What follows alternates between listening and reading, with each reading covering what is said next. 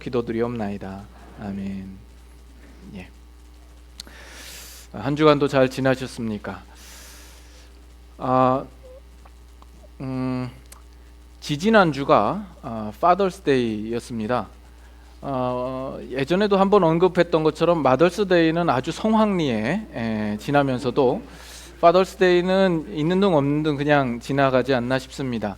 저야 벨리즈에 있었기 때문에 여러분과 같이 있을 시간도 없었긴 하겠지만 예배 시간에도 아마 그때 임 목사님이 설교를 하셨는데 설교 중에도 전혀 Father's Day에 대한 언급이 없을 만큼 우리는 무시하고 이렇게 지나갑니다. 그래서 그만큼 가정에서 아빠들이 좀 홀대를 당하고 있는 것이 아닌가, 좀 섭섭한 마음도 드는 것이 사실입니다. 인터넷에 보니까 미운 남편 한 달 식단표, 그래서 한 달 식단표가 나온 게 있어요. 1일에는 콩, 둘째 날에는 나물, 셋째 날에는 콩나물, 넷째 날에는 콩나물국, 5일째는 콩나물 무침, 6일째는 콩나물 도리탕, 7일째는 콩나물 무쳐 튀김, 이렇게 해서 30일까지 갑니다. 여러분 며칠째가 궁금하세요? 말씀하시면 제가 읽어드릴게요.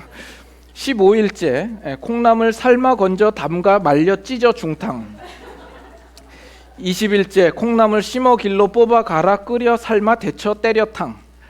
25일 콩나물 끓여 식혀 무쳐줬다 빼서 다시 끓여 식혀 무쳐 푹 삶아탕. 마지막 30일 콩나물 죽여 살려 밟아 찢어 꿰매 눌러 당겨 돌려 뽑아 잘라 갈라 볶아 말아국. 한 달 내내 이제 콩나물만 먹이는 거죠. 그럴 리는 없겠죠. 지난주에도 우리 잠깐 언급을 했습니다만 매주마다 강단에서 여러분들에게 말씀을 나누는 말씀들이 늘 똑같은 말씀인 것 같은 느낌이 들 때가 있습니다. 그러나 여러분들과 함께 나누는 이 말씀이야말로 하나님의 말씀이요 생명의 말씀입니다. 여러분들은 이 생명의 말씀을 들어야만 살아갈 수 있는 존재입니다. 우리 사람은 떡으로만 사는 것이 아니요 여호와의 입에서 나오는 모든 말씀으로 살아간다 말씀하지 않습니까? 우리는 그런 존재입니다. 그렇기 때문에 우리가 말씀을 더욱 사모하고 이 말씀을 여러분의 영의 양식으로 삼아 그것을 날마다 섭취할 수 있기를 바랍니다. 실제로 여러분들 중에 혹시 그럴 분도 있을지 몰라요.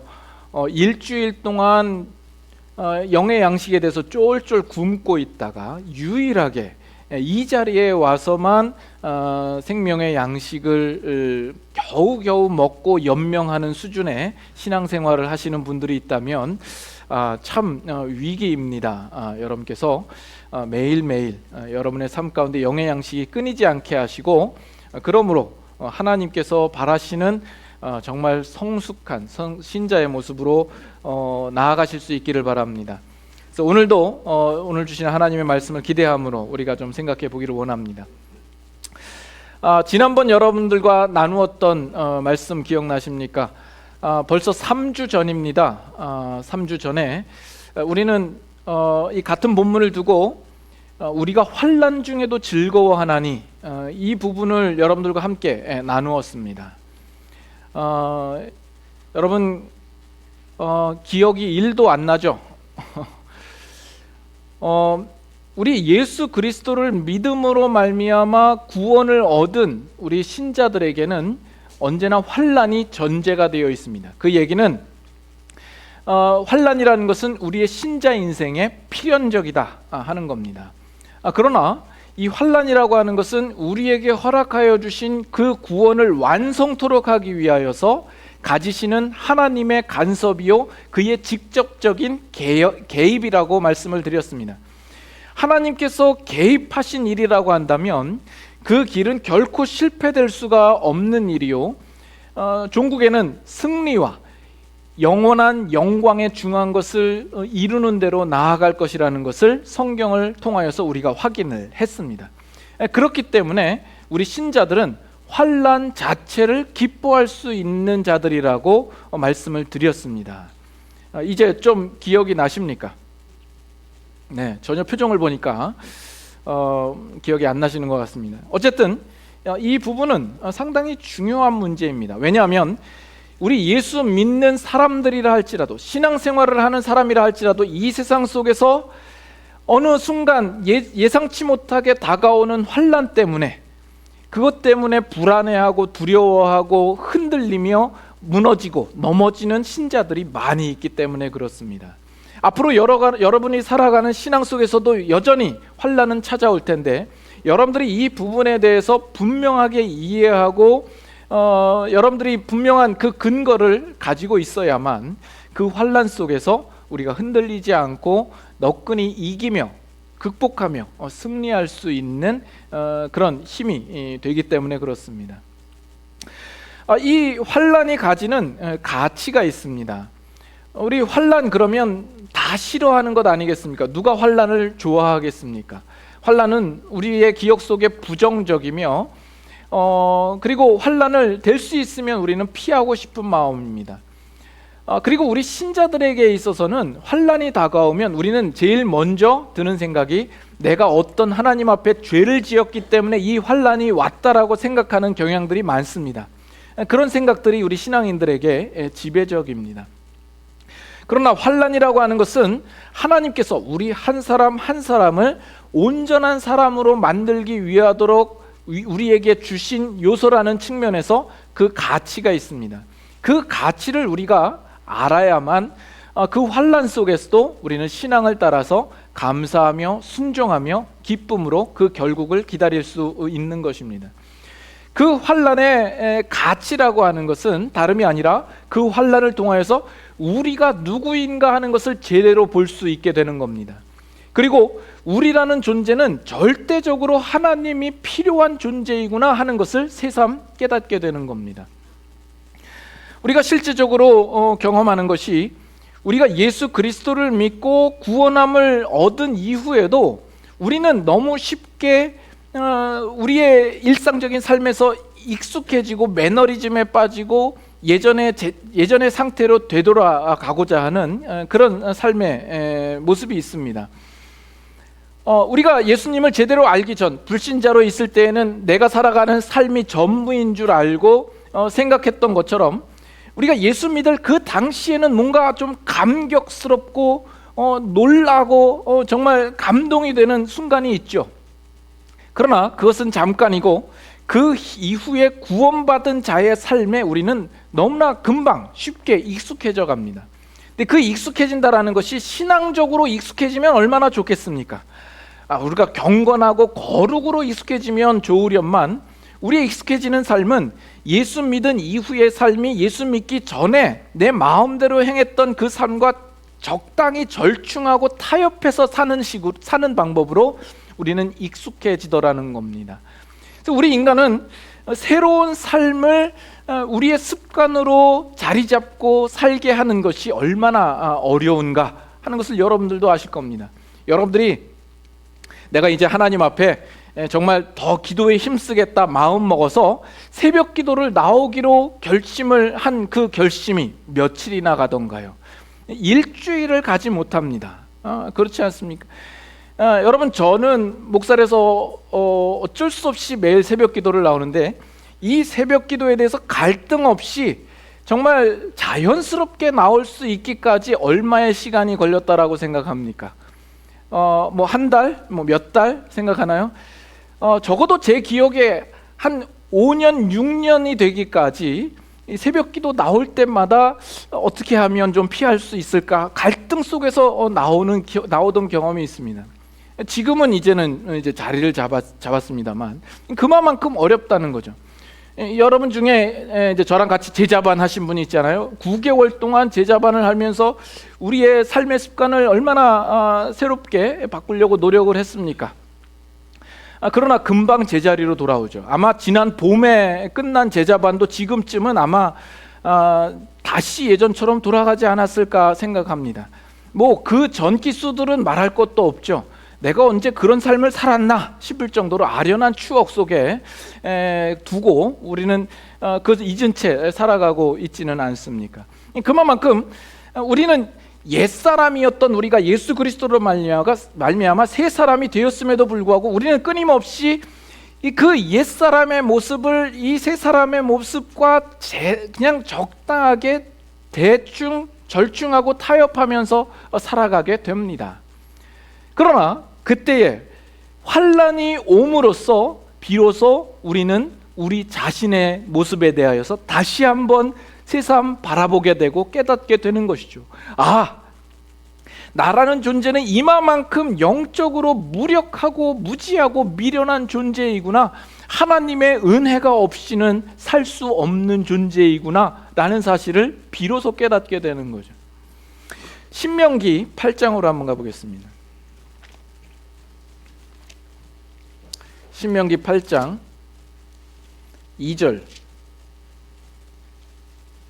구약성경 273페이지입니다. 신명기 8장, 자 2절부터 6절까지 한번 같이 읽겠습니다. 교독합니다. 2절부터 읽습니다. 8장 2절입니다.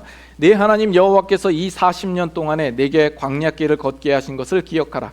이는 너를 낮추시며 너를 시험하사 내 마음이 어떠한지 그 명령을 지키는지 지키지 않는지 알려 하심이라. 너를 낮추시며 너를 줄이게 하시며 또 너도 알지 못하며 내 조상들도 알지 못하던 만나를 내게 먹이신 것은 사람이 떡으로만 사는 것이 아니요 여호와의 입에서 나오는 모든 말씀으로 사는 줄을 내가 알게 하려 하심이라. 이 40년 동안에 내 의복이 헤어지지 아니하였고 내 발이 부르트지 아니하였느니라. 너는 사람이 그 아들을 징계함 같이 내 하나님 여호와께서 너를 징계하시는 줄 마음에 생각하고, 다 같이 있습니다. 내 하나님 여호와의 명령을 지켜 그의 길을 따라가며 그를 경외할지어다. 자, 여기 보면 이스라엘 백성으로 하여금 하나님께서 40년 동안 광야길을 걷게 하신 것이 그들을 낮추시고 시험하사 그들로 하여금 무언가를 깨닫게 하시려고 하시는 하나님의 의도가 있었다라는 것을 우리는 기억해야 합니다. 이 40년 광야 기간이 이스라엘 백성에게는 하나님께서 주시는 하나의 징계의 역할들을 하고 있다라는 것입니다. 이스라엘 백성들이 처음 출애굽을 할 때에는 어떻게 출애굽을 합니까? 그 홍해가 갈라지고 그것을 마른 땅으로 건넜습니다. 그리고 뒤따라오던 애굽의 군대는 그 홍해의 수장이 된 겁니다. 그것을 보았던 이스라엘 백성들은 그것이 얼마나 감격스럽겠어요. 하나님의 전능하심과 능력에 대하여서 소리 높여 외쳐 찬양을 했던 이스라엘 백성입니다. 그러나 그 감격도 잠시, 그 감격이 가시기 전에 그들이 광야에 나왔을 때 그 마실 물이 없다고 하나님 앞에 원망하고 그들의 먹을 것에 대하여서 하나님 앞에 불평했던 그들이 아닙니까? 그래서 하나님께서 그들에게 만나를 내려주신 사실을 여러분 기억하실 겁니다. 이 이스라엘 백성들의 항변은 이겁니다. 하나님, 우리가 이렇게 열악한 조건과 환경 가운데 있기 때문에 우리가 하나님 앞에 죄를 짓고 하나님을 제대로 섬길 수 없는 것 아닙니까? 그러자 하나님의 대답이 뭐예요? 그래, 좋다. 그러면 너희의 원하는 대로 먹을 것을 주마. 그러나 그렇게 해서 너희들이 과연 나를 청종하는지 한번 어디 보자라는 겁니다. 그래서 이 이스라엘 백성에게 40년의 광야 기간이 그들에게 주어지는 겁니다. 그 광야 기간 동안에 하나님께서는 성실하게 그들에게 먹을 것과 입을 것과 모든 필요한 것을 주십니다. 그래서 여러분, 성경에 어디 이스라엘 백성이 그 아무것도 먹을 것이 없는 그 광야 기간 동안에 굶어 죽었다라는 사례를 여러분 보신 적이 있습니까? 그들의 발이 부르뜨지 않았고 그들의 옷이 헤어지지 않았다고 이야기를 합니다.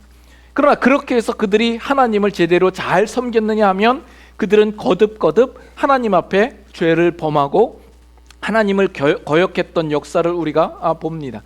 그래서 오늘 본문에 보면, 이 신명기 내용에 보면 그 결론이 어디에 이르느냐면 사람이 떡으로만 살 것이 아니요 오직 여호와의 입에서 나오는 모든 말씀으로 살 것이라는 이 결론에 이르게 되는 겁니다. 그 40년 기간을 통하여서 이 이스라엘 백성들이 깨닫게 되는 것은 뭐예요? 그렇군요. 하나님, 우리는 하나님 앞에 선하지 못한 존재이군요. 우리가 가진 그 열악한 조건과 환경이 우리를 죄로 인도하는 것이 아니군요. 아무리 환경과 조건이 좋다 할지라도, 우리가 배불리 먹는다 할지라도 우리는 그 배불리 먹은 것으로 힘내어서 더 죄를 질 뿐이군요. 우리 안에서 선을 낼 만한 어떠한 뿌리도 우리 안에 존재하고 있지 않군요. 오직 여호와의 말씀만이 우리를 온전하게 할 수 있군요. 이것을 깨닫는 겁니다. 그 환난의 기간을 통하여서 이스라엘 백성들은 그 사실을 분명하게 깨닫게 되는 겁니다. 우리의 신앙생활도 우리가 예수 믿을 당시에는 그것이 감격스럽고 눈물을 흘리며 정말 그것이 놀라운 것이라고 생각을 하다가도, 신앙생활을 하다가 어느 순간에는 마치 우리는 원래부터 예수 믿는 사람인 것양 우리는 살아가게 되죠. 원래부터 미리 구원받은 자로서 작정되어 있는 사람처럼 우리는 자신만만하게 걱정 없이 살아갑니다. 그러다가 환난이 우리에게 주어지자 그때서야 비로소 우리는 우리 자신의 무능함과 미련함을 깨닫게 되는 것이죠. 내가 지금까지 살면서 추구하고 얻고자 했던 것들이 결국은 헛된 것들이었구나. 하나님 앞에 너무나 부끄럽다. 그것을 느끼고 그제서야 비로소 하나님 앞에 나와서 다시 한번 십자가를 붙들게 되고 하나님의 은혜와 자비를 구하는 자리에 이르게 되는 겁니다. 그래서 우리의 신앙 인생에 환난이 없다면 우리는 이 긴 영적인 잠에서 깨어나질 못합니다. 우리가 어디로 가고 있는지, 우리가 무엇을 위해서 살고 있는지 깨닫지 못하는 겁니다. 내가 지금 지니고 있고 내가 소유하고 있는 것이 얼마나 헛된 것인가 하는 것을 점검할 틈이 없게 됩니다. 그러나 우리에게 환난이 주어짐으로 말미암아 우리는 비로소 그 영적인 잠에서 깨어나며 눈을 뜨며 우리의 존재와 우리의 상태가 어떠하며 거기서 하나님을 분명하게 선명하게 바라볼 수 있게 되고 그 하나님 앞에 나와 엎드리게 되는 겁니다. 그래서 우리가 하나님께 돌이켜서 하나님 앞에 가까이 갈 수 있는 것이라면 그 방법이 어떻게 됐든 그것은 정말 우리에게 최고의 복입니다. 맞습니까? 네? 그러나 우리의 가진 것이 이 세상에서 아무리 자랑할 만한 것이요 잘난 것이라 할지라도 하나님께 나아갈 필요가 없게 만드는 것이라고 한다면 그것은 우리에게 가장 큰 저주요 불행인 겁니다. 그래서 로마서 5장에 믿음으로 말미암아 의롭게 되고 구원을 얻은 신자들에게 가장 먼저 등장하는 것이 환난이 되는 겁니다. 이 환난이 다음에 무엇으로 이어진다고요? 환난은 인내를. 왜 이 환난 다음에 인내가 등장하는 걸까요? 이 인내에 가치가 있습니다. 세상 사람들은 환난을 당하면 그것은 그들에게 있어서는 막다른 골목입니다. 낭떠러지와 같습니다. 거기서 자폭할 수밖에 없습니다. 그들이 할 수 있는 것은 거기서 악을 쓰며 죽든지 아니면 체념하고 죽든지 이 선택밖에는 없습니다. 그래서 극단적인 선택으로 자살을 선택하지 않습니까? 어제도 뉴스에 보니까 한국의 뭐 연예인이 자살했다라는 소식을 듣습니다. 그들에게는 그것이 끝이거든요. 그 이상을 볼 줄 아는 눈이 없습니다. 그러나 예수 믿는 신자들에게는 이 환난이라는 것은 우리가 죽음으로 가는 길에서 정신을 차리게 만드는 겁니다. 그래서 가던 길을 멈추고 우리가 가야 할 길을 이제 발견하게 되는 것이죠. 우리는 거기에서 하나님을 보게 됩니다. 그래서 우리 자신의 실력 없음과 그 문제를 내 스스로 해결할 수 없는 우리 자신을 바라보며 이제는 하나님의 하실 일들을 기대하고 하나님을 바라보게 되는 것이죠. 그래서 이 인내라는 것은 우리가 어떤 환난과 어려움과 좌절을 경험할 때에 거기서 하나님을 보고 돌이켜 나아갈 때에 하나님께서 계획하신 그 결과의 답을 얻기까지 기다리는 시간인 겁니다. 그것이 인내입니다. 그래서 인내라고 그러면 그냥 무작정 참는 것이 아닙니다.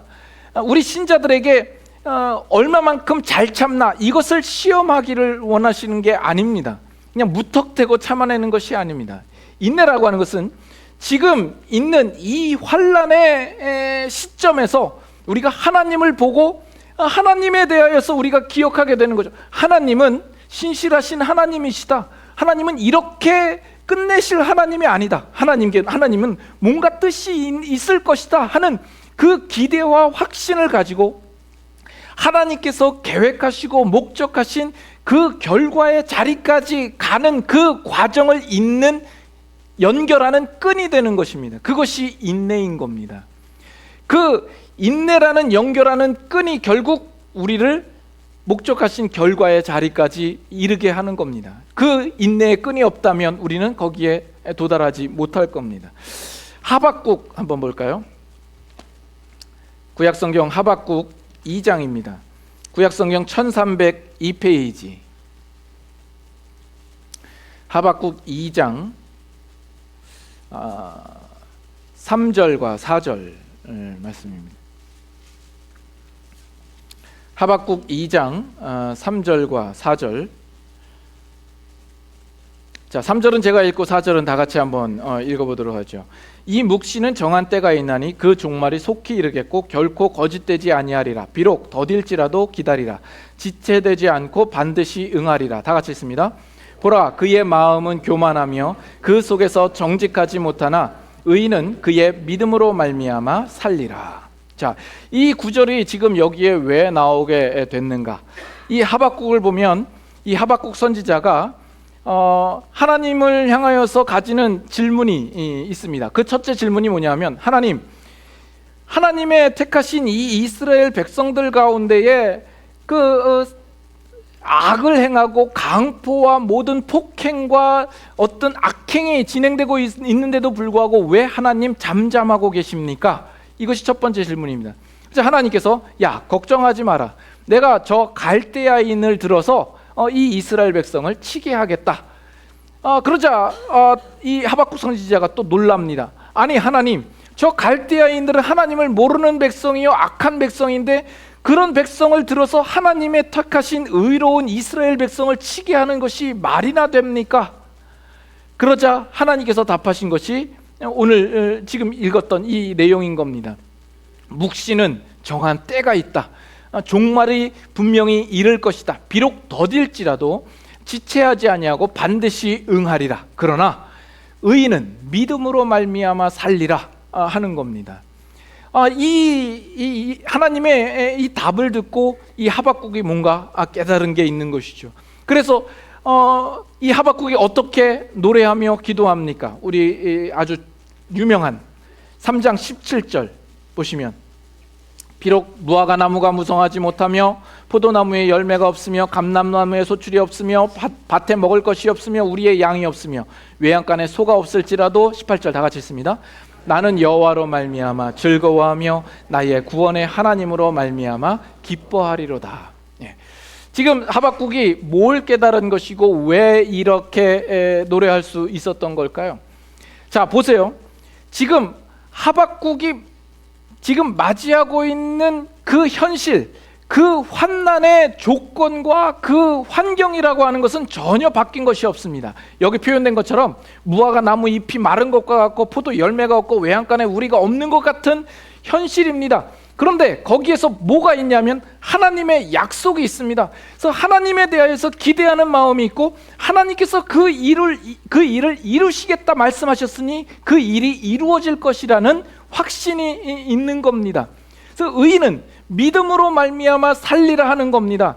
그래서 그 지금 있는 현실과 하나님께서 이루실 그 날까지 의인들은 그 과정을 믿음으로 견디고 믿음으로 이어가도록 우리에게 요구하시는 겁니다. 그런데 그 믿음은 그 무엇보다도 확실하고 견고하신 하나님의 약속이기 때문이거든요.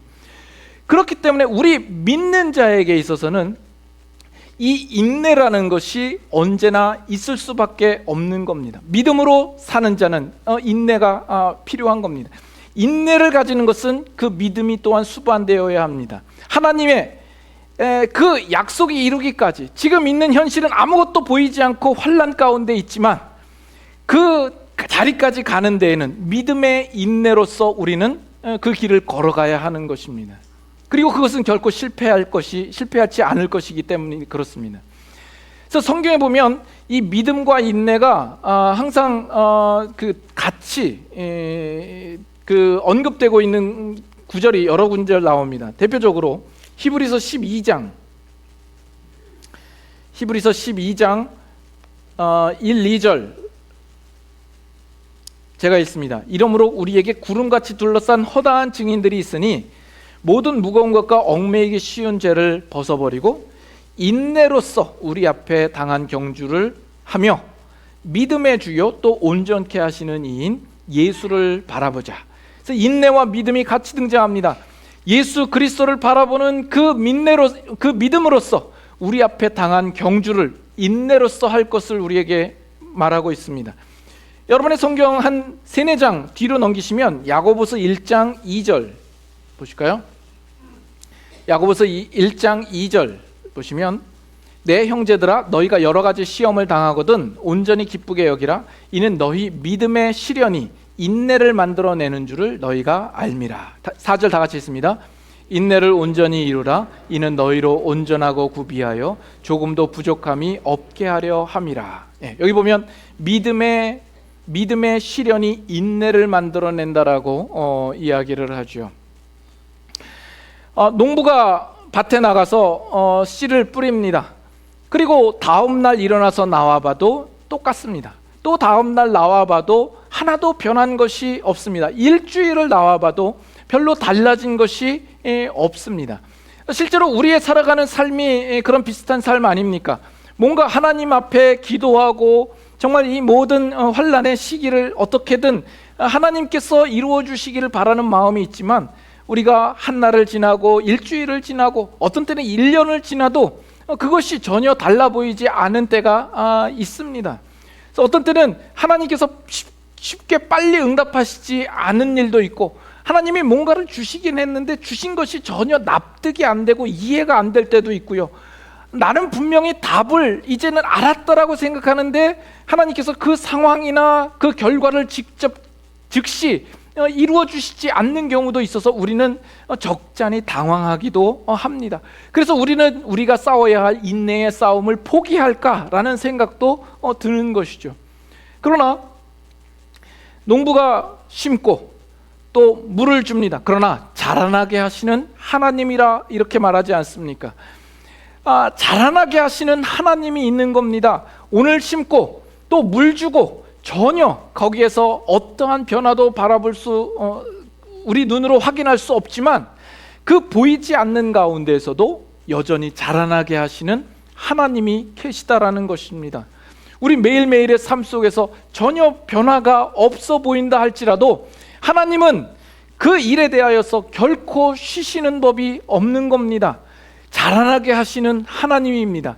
농부가 당장 그 열매를 보지 못한다 할지라도 그가 낙심치 않는 이유는 그것이 결국엔 결실하며 추수할 날이 있을 것을 알기 때문 아닙니까? 우리 그리스도인들, 우리 신자들도 우리의 인생이 마땅히 그와 같은 믿음과 확신과 기대 가운데 우리는 살아야 할 것입니다. 그래서 오늘 주어진 이 현실을 우리는 인내로서 감당하면서 살아야 할 겁니다. 그 인내가 어디로 인도되죠? 무엇을 이룬다고요? 인내는 연단을. 하나님께서 시작하신 일이기 때문에 그 일에는 분명한 뜻이 있고 목적이 있어서 그 결과를 이루어낼 겁니다. 그래서 환난은 인내를, 인내는 연단을. 그래서 이 인내 속에서 결국 하나님께서는 우리 안에 무언가를 심으시며 우리를 만들어 가시는 작업을 함께 가지시는 겁니다. 그래서 욥이 뭐라고 고백을 하죠? 내가 가는 길을 오직 그가 아시나니 나를 단련하신 후에는 내가 정금같이 나오리라. 금에는 14K도 있고 18K도 있고 24K도 있죠. 그것은 금의 순도에 따라서 그렇게 구분을 해 놓은 것입니다. 금 원석이 있는데 이 원석을 그 정련을 한다고 했을 때 그것을 열을 가하고 그를 녹이죠. 그래서 금의 순도를 30%에서 70%로 40%의 순도를 높이기 위하여서 가해지는 열과 에너지가 있습니다. 그런데 그것보다 금의 순도를 96%에서 100%, 고작 4% 순도를 올리는 것이지만 96%에서 100% 올리는 것이 30%에서 70% 올리는 것보다 몇 배의 열과 에너지가 필요하다라는 것 아시겠습니까? 네. 어떤 면에서는 욥도 그러합니다. 욥은 성경에 보면 순전한 자여 동방에서 의로운 자라 이야기를 합니다. 그런 욥이 굳이 고난과 환난을 당할 필요가 있을까라는 생각을 하지만 하나님은 이 욥을 정련하여서 정금과 같이 나오게 하시기를 원하셨던 거죠. 그래서 결국엔 욥이 뭐라고 고백을 하죠? 내가 이전까지는 주를 귀로 듣기만 하였사옵더니 이제는 눈으로 주를 배옵나이다. 그가 하나님을 아는 그 수준이 어나더 레벨로 아예 올라가는 것 아니겠습니까? 내가 알았던 하나님에서 이제는 더 구체적으로 더 풍성하게 내가 몰랐던 부분들까지 정말 세심하게 하나님을 온전히 알아갈 수 있는 자리로 그를 붙들어 인도하는 것 아니겠습니까? 그래서 우리가 아까 읽었던 히브리 야고보서 말씀 가운데도 인내를 온전히 이루라 이는 너희로 온전하고 구비하여 부족함이 없게 하려 함이라 이렇게 말하고 있지 않습니까?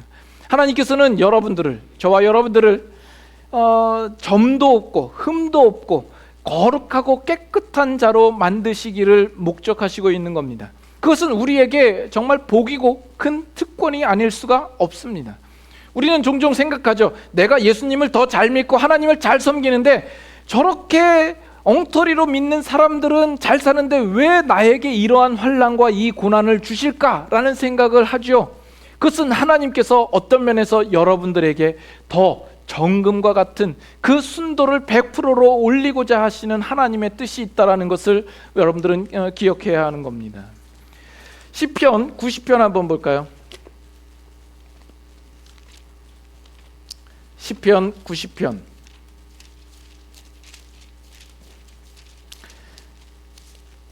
자 5절부터 12절까지 제가 한번 읽겠습니다. 마지막 절만 우리 같이 읽도록 하죠. 어떤 내용이 있는가 한번 같이 살펴봅시다. 시편 90편 5절부터 봅니다.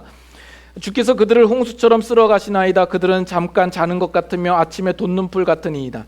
풀은 아침에 꽃이 피어 자라다가 저녁에는 시들어 마르나이다. 우리는 주의 노에 소멸되며 주의 분내심에 놀라나이다. 주께서 우리의 죄악을 주의 앞에 놓으시며 우리의 은밀한 죄를 주의 얼굴빛 가운데 두셨사오니 우리의 모든 날이 주의 분노 중에 지나가며 우리의 평생이 순식간에 다하였나이다. 우리의 연수가 70이요 강건하면 80이라도 그 연수의 자랑은 수고와 슬픔뿐이요 신속히 가니 우리가 날아가나이다. 누가 주의 노여움의 능력을 알며 누가 주의 진노의 두려움을 알리이까. 12절 다 같이 읽습니다. 우리에게 우리 날 계수함을 가르치사 지혜로운 마음을 얻게 하소서. 이 시편 90편은 누구의 기도라고 나와 있습니까? 모세의 기도예요. 근데 이 모세가 이 시편을 통해서 말하고자 하는 메시지가 무엇이라고 생각을 합니까? 지금 모세는 우리 인간의 인생이 얼마나 허무한가, 그리고 인생이 얼마나 짧은가, 그리고 인간이 얼마나 어리석은가, 그 인생 가운데 인간이 욕심내는 것이 그건 마치 풀의 꽃과 같구나 하는 이야기를 하고 있는 겁니다. 모세가 살아온 그 인생, 하나님께서 간섭하셔서 그를 이끌어온 그 인생 속에서 그가 깨달은 것이 이것입니다. 그 정말 인생에서 가장 중요한 것이 무엇인가를 깨닫는 것이죠. 여러분들은 여러분의 인생 속에서 무엇을 깨닫습니까? 오늘날은 젊음이 우상이 되어 버렸습니다. 누구나 다 젊기를 바라죠. 그래서 성형수술도 하고 주름살 피는 시술도 하곤 합니다. 여러분들도 젊어지기를 바라십니까? 내가 10년만 젊었으면 20년만 젊었으면 그런 바람이 있습니까? 근데 저는 싫습니다. 왜 싫냐면 다시 그때로 가면 지금까지 그 가졌던 고난을 그 어려움을 또 겪어야 된다라는 것이 저는 싫습니다. 오히려 내가 지금까지 살아온 날보다 주님을 뵙기까지 남은 기간이 짧아졌다라는 것에 저는 큰 위로와 감사를 가지고 있습니다. 근데 우리는 왜 젊어지기를 바랍니까? 우리 여자분들은 왜 젊어지기를 바라요? 그 젊었을 때에 가졌던 그 탱탱한 피부, 그거를 갖고 싶은 것 아니겠습니까? 우리 제 아내도 종종 이야기를, 주름이 보이고 흰머리가 보이면 내가 당신을 만나서 이렇게 고생해서 늙었노라고. 예? 뭐 누구를 만났으면 안 늙었을까 봐. 예? 예? 뭐 저도 마찬가지. 지난주에 우리 다른 목사님 오셔서 말씀을 전해 주셨잖아요. 예, 오래간만에 봤거든요. 한 10년 이상 이렇게 못 보다가 봤는데, 저보고 하는 말이, 그때 안 목사는 처음 봤을 때 그 이미지가 풋풋한 청년의 이미지였는데 세월도 어쩔 수 없나 봐. 늙었다는 거죠. 예, 당연하죠. 예, 당연하죠. 그리고 감사하죠. 주님 뵐 날이 그만큼 가까워졌다는 거 아닙니까? 우리의 인생이 정말 나이가 들었는데도 불구하고 우리의 소원이 어떻게 하면 좀 더 젊어 보일까, 이것을 궁리하는 것은 참 부끄러운 일입니다. 우리의 신앙의 현주소가 아닐까 싶습니다. 나이가 들었다고 한다면 그 가장 큰 자랑은 우리의 백발이어야 합니다. 내가 이제 주님 뵐 날이 얼마 남지 않았구나 하는 것이 자랑이어야지, 어떻게 하면 주님 뵐 날을 뒤로 미룰 수 있을까 하는 것이, 그게 우리가 무슨 자랑일 수 있겠습니까? 지금 모세는 그 인생을 살면서 그 인생이라는 것이 다 부질없고 허무하구나, 무엇이 가장 가치 있는가, 이 땅에는 없고 오직 하나님께만 찬 인생의 의미와 가치가 있습니다라는 이 고백을 지금 하고 있는 겁니다. 그 인생의 모세의 여정도 보면 파란만장하죠. 그러나 그 모든 인생을 통하여서 그가 무엇이 가치 있고 하나님에게 참 의미가 있다라는 그 자리로 오는 겁니다. 그 연단으로 그가 그 자리에 올 수 있는 겁니다. 그래서 그 연단이 무엇을 이룬다고요? 소망을 이룬다고요. 지금까지 말씀드렸던 것을 잠깐 요약을 하면, 우리 신자의 삶 가운데 환난이 옵니다. 그러나 그 환난은 우리에게 허락하여 주신 구원을 완성하기 위하여서 하나님께서 가지시는 간섭이요 개입이라고 했고, 하나님께서 개입하신 일이라고 한다면 그것은 결코 실패되지 아니할 것이고 우리가 결국엔 승리할 것이다라고 말씀을 드렸고, 그렇기 때문에 우리는 환난을 기뻐할 수 있습니다. 인내라고 하는 것은 그 환난의 자리와 하나님께서 목적하신 자리까지 연결하는 끈이라고 말씀을 드렸습니다. 그 인내의 기간 동안에 하나님께서 어떤 사업을 구상하고 어떤 일을 완성하기보다 그 인내의 싸움을 하고 있는 우리들을 하나님께서 더욱 정금같이 나오고 연단시키는 모습으로 그 자리에 이르고자 하시는 하나님의 목적이 있는 겁니다. 그렇게 그 연단이 우리를 소망으로 이르는 겁니다.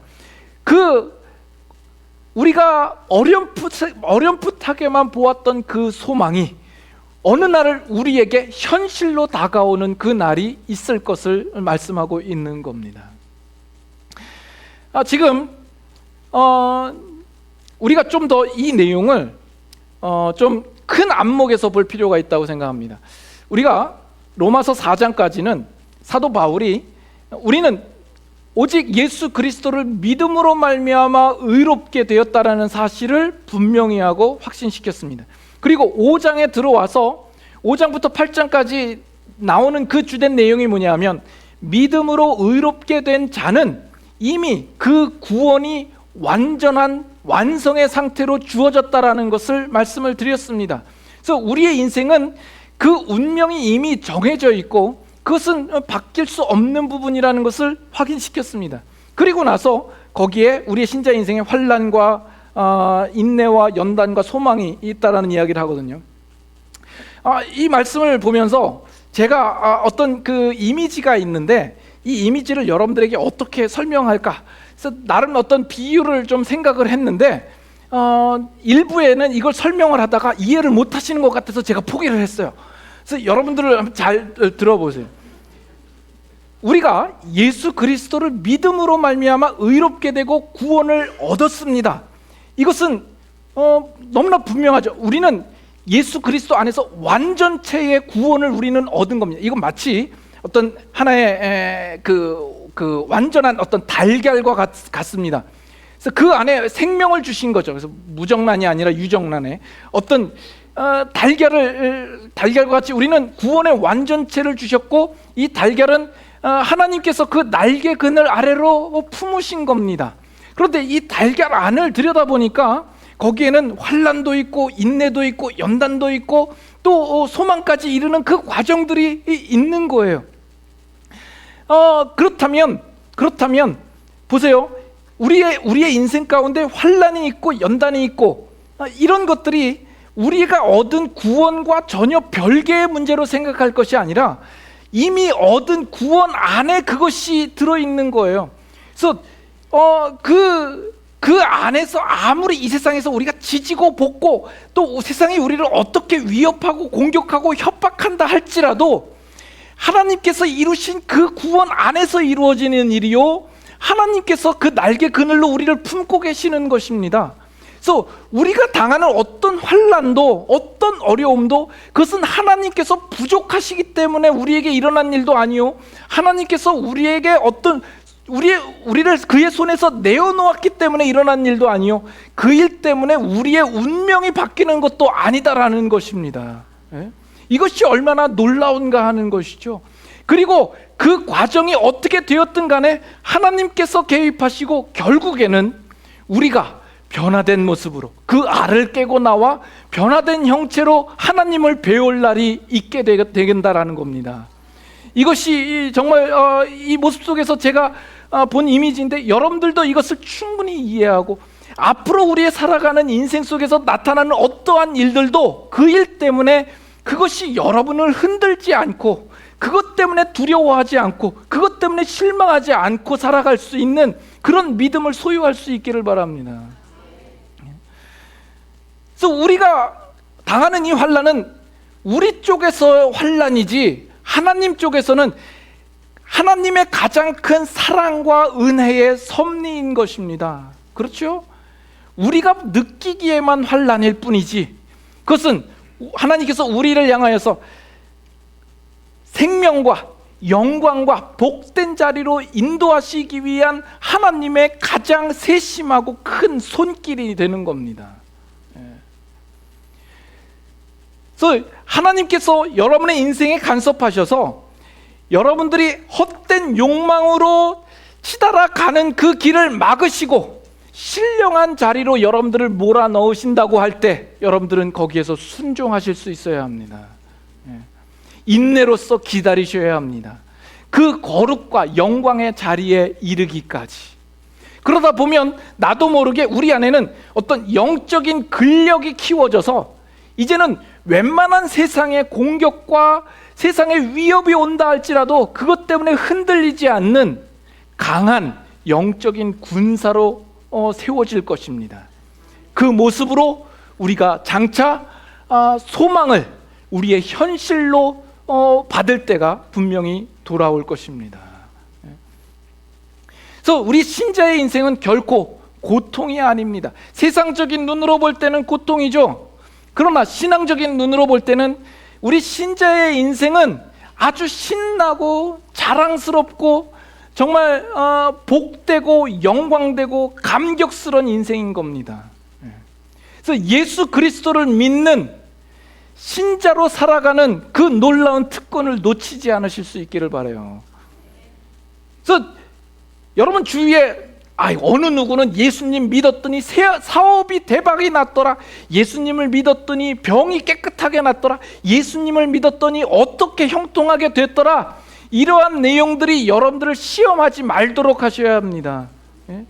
그러한 것이 여러분들에게 나타나지 않았다고 해서 하나님이 여러분들을 외면하시거나 하나님이 여러분들을 버린 것이 아닌 겁니다. 그것은 어떤 면에서는 다 사소한 것입니다.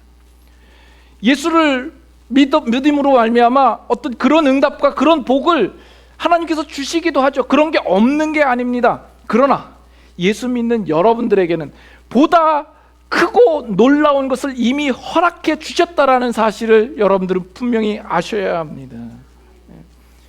그런 것을 놓치고 누가 더 많이 받고 누가 더 잘 되고 하는 그 시샘과 경쟁에 말려들지 않으시기를 바라요. 과거 철없을 때에는 학창 시절에 누가 제일 부럽냐 하면 약주 하시는 아버지, 약주 먹고 들어오면 지갑을 열고 용돈을 달라는 대로 뭐 달라고 하지도 않았는데도 막 주는 그 아버지.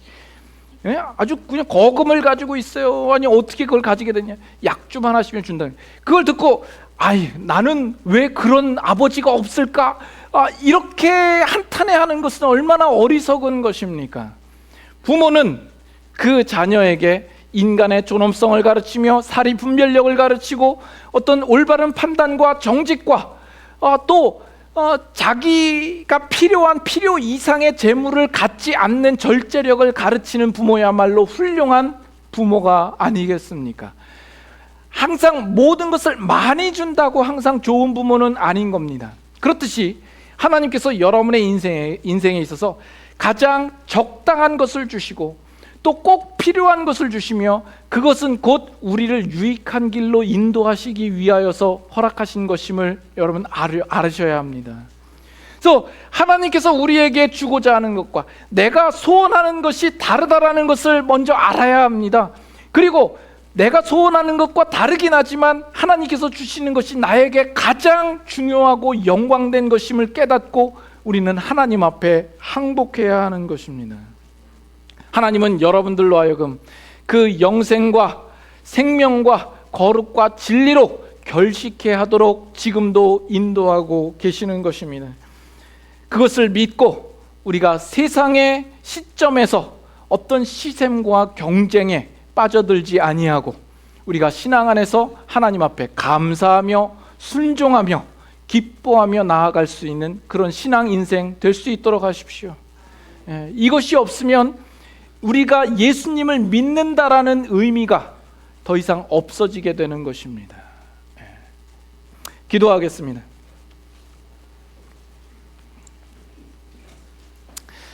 사랑의 하나님 아버지, 감사합니다. 우리들을 삶 가운데